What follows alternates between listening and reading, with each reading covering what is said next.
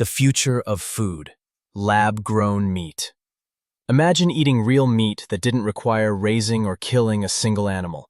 That's exactly what lab-grown meat, also known as cultivated meat, promises.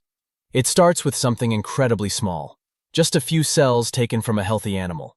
These cells can come from a tiny biopsy, a feather, or even a drop of blood. No harm is done to the animal.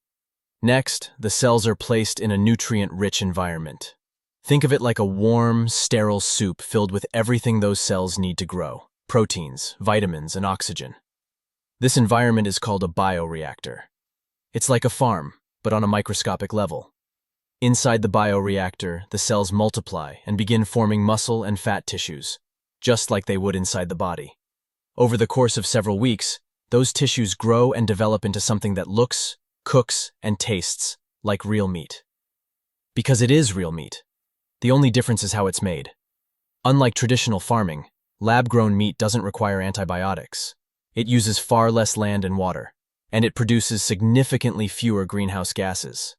Countries like Singapore and the United States have already approved cultivated meat for sale, and companies are racing to make it more affordable and widely available.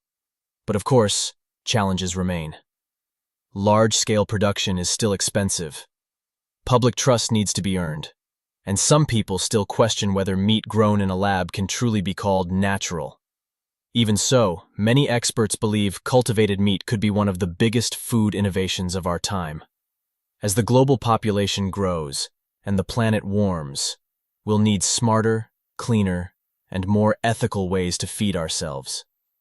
Lab-grown meat may not replace traditional farming overnight, but it offers a glimpse into a future where our food is just as satisfying, without nearly as much suffering or damage. The question is, would you try it?